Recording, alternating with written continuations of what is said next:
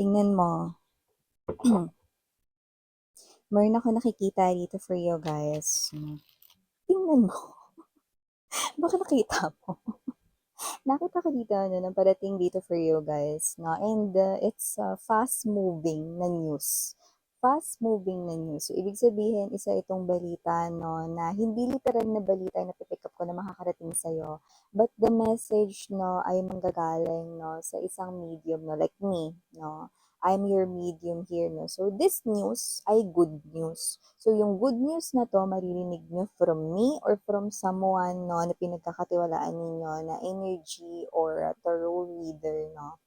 Yan, so mga ganong klase ng energy. Etong balita na to no, ay madalas mong maririnig, no, hindi lamang mula sa isa sa pinagkakatiwalaan mong medium, kundi pwedeng marami sila. No? And then you will keep on hearing this good news. Wow!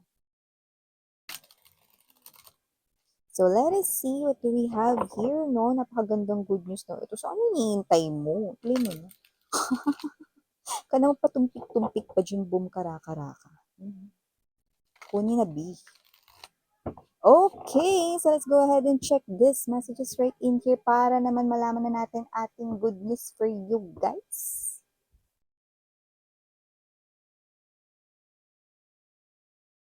Ay, ang ganda. So we have here the Ten of Cups, Four of Cups, Ace of Wands, Six of Wands, and the Ten of Swords. So, sa mga parang nagulat dyan, oh, the Empress at the center of the reading. I love it for you guys, no? We have the Nine of Cups dito, no? Ang ganda. So, we have here the Three of Wands. This is your future. At huwag kayo mag-alala, hindi yan sa distant future, no? Ito ay, wow, blessings yan, Wheel of Fortune, no? Antaray talaga. We have here the Emperor and the Empress ay here. Okay, Ace of Cups, Seven of Swords. Wow. I miss yun, Seven of Swords. Grabe naman kayo, hindi yan laging nega. Okay, Negatron. Ayun, no. So, yun nga, no, ang ganda. Alam mo kung nakikita ko dito, no, magiging hayahay na iyong buhay. Ayun, taray, hayahay ang buhay. Diba? So, nakikita natin dito that after the heartbreak, heartache, or heart pain dito na inyong pinagdaanan, no? Kahit kailan man nangyari yan, no? Kahit isang dekada na, isang siglo na, no? Or kung ano man yan, no? You will definitely have this victory. Six of Wands energy. Tagumpay ito, victory. Yan ang nakikita ko. No? So, whoever this energy is na napipick up ko rito, ang taray ibibigay ko na agad sa inyo ang magandang balita dito. Bukod sa abundance, sa wealth at kaperahan, no? Magkakajowa ka na rin. Uy, di ba? Ang gandang balita na hindi lang yun, hindi putyo-putyo ang jowa mo dahil ka-level siya ng energy mo. Tapos nakita natin dito, no, na kapag nagtagumpay ka, doon mo makikilala itong tao na to, na doon siya ibibigay sa'yo. No? So, ibig sabihin, mga babes, so pwede mo siyang makilala habang ikaw ay umaangat na no, sa buhay. No? Pero ang pinaka nakukuha ko talaga dito no, ay kapag ka nandoon ka na talaga no, sa talagang tagumpay mo, doon na natin nakikita rito no, na itong person na to ay makikilala mo. No? Kasi baka isipin niyo, eh baka minsan magustuhan lang ako yun kasi gumaganda na yung buhay ko, may pera na ako, kaya ko na parang mag-purchase ng mga ganito, ganyan, no, yan, no. Para nga hindi magkaroon ng ganong confusion on your side, ipapakilala ni universe ang taong ito kapag ka matagumpay ka na. So, maaaring makilala mo siya sa iyong way of earning a living. So, pwedeng sa career mo yan, sa job mo yan, or sa'yo ritong negosyo. At yung iba dito nakita natin dito may trabaho na kayo tapos meron pa kayo ritong um, business. Yan nakita natin dito, negosyo, ganyan. So, wow, nakita natin dito no, na magiging hayahay iyong buhay. So, we have here this Ten of Swords. Ibig sabihin, kung ano yung pinagdaanan ninyo sa past, ito daw yung reward mo, kaya ito yung unang lumabas. Kaya huwag kayong mapraning dyan. Hindi porket ito yung unang lumabas, syongit na agad yung message. So, dito nakikita ko na maaaring meron ditong opportunity kung saan with the Four of Cups, no? ito ay maaaring hindi mo mapansin at first, 'no, kasi parang 'pag inisip mo baka ito ay offer sa work, offer sa negosyo, ta's parang 'pag pinakinggan mo parang hindi masyadong malakasan yung dating, 'no, parang, slow moving 'pag pinakinggan mo, 'no. Pero sabi ni universe, 'no, kunin mo yung opportunity na yun. Kasi yung opportunity na yun 'no, ay double, double yun 'no. Ibig sabihin meron dito 'no, na love life na genuine or real, siya talaga true person mo, yung one and only, ang the one mo rito 'no, plus magkakaroon ka rin dito 'no, ng abundance sa life, yun. Kaya lumabas dito yung Empress 'no, at saka nakakaloka gumitna ang Empress B. So lumabas dito that with the Empress as the center of the reading, itong tao na 'to 'no, na mga napi-pick up ko ngayon ng mga energies ninyo, mga may loves, ay okey, papunta kayo dun sa era kung saan hindi na tagipit, hindi na taghirap 'no, yung 'pag andiyan na yung due date 'di kayo kakabahan, 'di ba? So eto na yun 'no, pero dahil nga lumabas dito na ito ay parang baka magmukhang slow moving 'no, hindi ito isang ano, buhos, hindi ito yung parang, "Bakit minsan mananalo ba ako ng jackpot sa lotto?" Naku, tigil niyo 'yan, wala ritong luck or swerte na nakikita tayo rito. Ito ay, at first magmumukhang slow moving, pero dito ka na yayaman. 'Di ba? So eto na yun, dito ka na talaga yayaman, B. So bago natin ipagpatuloy, napakaganda, parang may jowa na kayo, meron pa kayo ritong pera, eh, di kayo na. So bago natin ipagpatuloy ito 'no, ang inyong buhay magiging hayaan, taray 'no, rhyming words 'no, hayahay ang buhay, 'di ba? So bago natin ipagpatuloy yung napakagandang balita na ito, batiin muna natin everybody. Hi and hello there everyone, my name is Yan. Welcome new subscribers to Turning Island Buyers. Thank you sa inyong walang sawang love and support for me. At kung di pa nas, meron pa po tayong isa pang channel, link down below lang sa ating description box. The name of the channel ay Doll Name, which means Goddess of the Moon in Korean, yung may 12K subscribers. Thank you so much. Pwede kayong mag-subscribe din doon mga babes, no? Okay, pero may walang pilitan dito. Ibig lang sabihin, kung gusto niyo lang maging updated, no, mag-subscribe kayo para updated kayo kung anong oras ko Kasi hindi ko rin alam kung anong oras ako nag-a-upload. Tinan mo kagaya kagabi, ang dami na namang nag-intay, tapos wala pa akong upload. Yun 'no, parang kasalanan ko pa. So, paano ma-update kayo, 'di ba? Pagka nag-upload na ako, parang biglang lumabas sa inyong screen, 'di ba, sa notifications ninyo. So, yun nga 'no, wala tayo ditong gender ba, lalaki, LGBT, lahat tayo welcome. And also, possible mag-switch ng roles, general reading kasi ito. And at the end of the day, lahat tayo may free will na free mong gamitin anytime, anywhere. Pero alam mo, kahit naman mga babes, no, pwede mag-switch ng roles. Dito sa reading na ito, sa'yo talaga to be. Yan. Ibig sabihin uy, timeless, ibig sabihin nun, sa mga hindi nakaka-knows, ibig sabihin puwedeng nangyari na, ta's yung iba nangyayari na, which is behind the scenes 'no, meron na ritong parang naturally unfolding for you 'no, na sinasabi ko kanina, abundance plus jowa. Pero mauuna yung abundance bago jowa, yan. Jowa talaga, the one 'no, yung real one for ya. And sa iba naman puwedeng mangyayari pa lang, so just take only what resonates. But here, victory after this heartache, heart pain, regardless kung kailan yan nangyari, kahit kailan yan nangyari, ilang taon na ba mula ngayon, ilang buwan na ba mula ngayon, basta yung parang feeling mo, ito na talaga yung pinakamalaking heartbreak ng life mo. Ang dami mong iniyak na balde-balde, timba-timbang tubig, 'di ba? Palanggana drum ng tubig, 'di ba?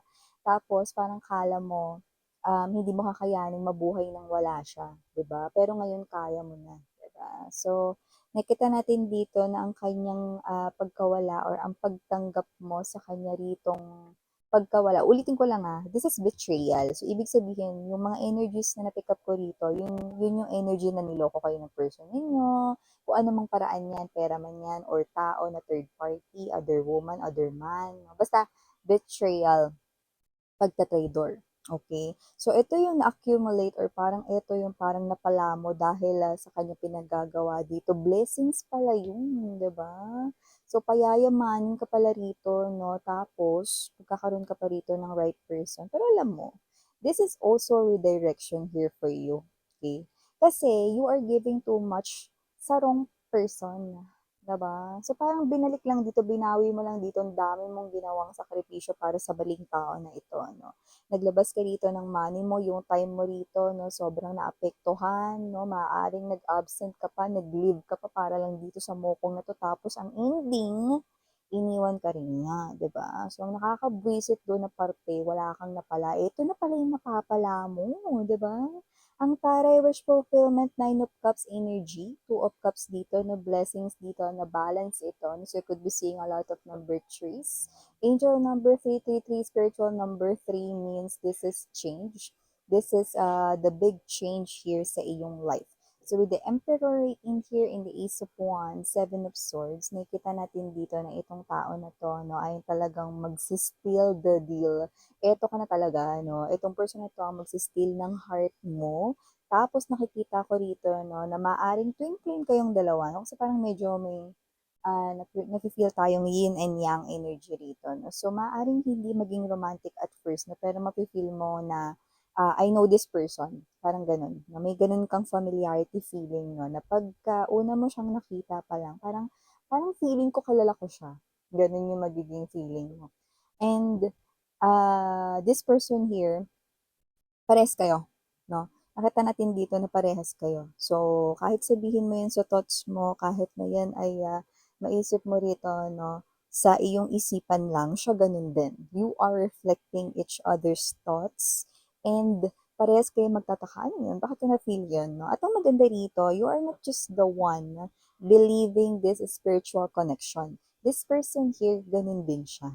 Yun. Nakikita natin dito na parang gano'n din siya minsan, para malinaw, hindi siya nanonood ng mga tarot or energy readings like this, okay? At maaaring hindi pa nagpa-consult sa tarot reader or psychic medium itong tao na to, like never pa, okay?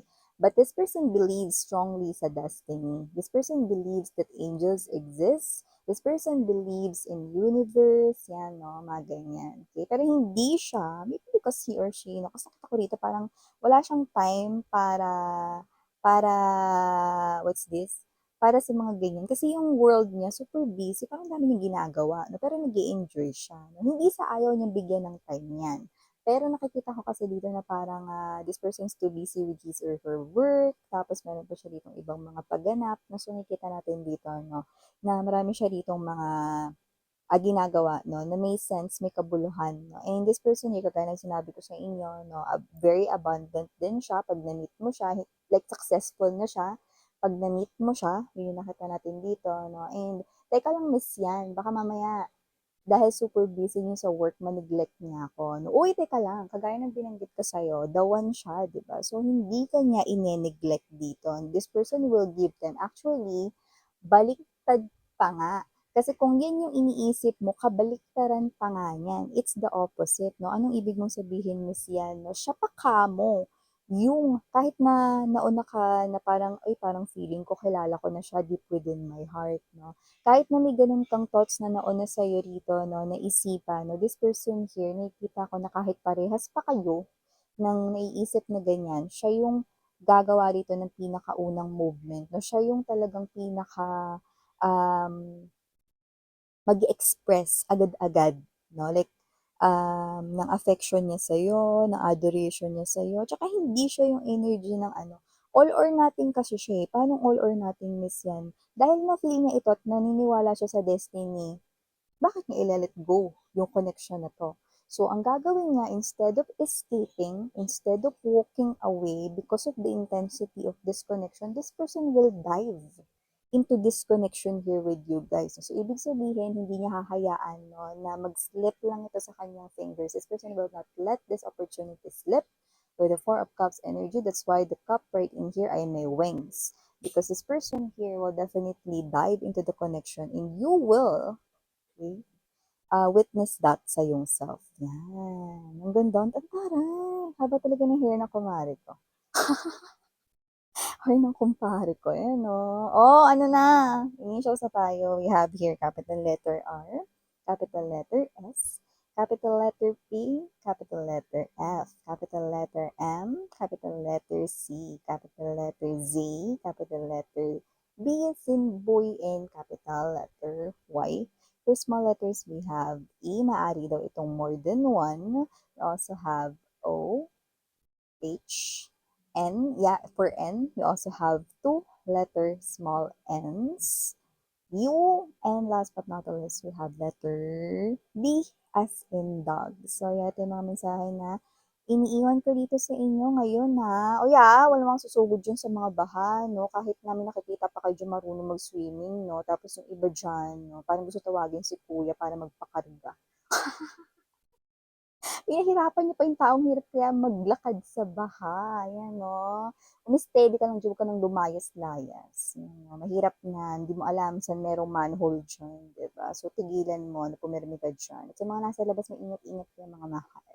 So, ito na nga, iwan ko sa inyo mga magandang mensahe na 'to, i-claim mo na 'no, kasi wala ritong tapon talaga. So, thank you again and Yuriana, only for the girls and Yana, for the boys. Sarang, love and light, ani.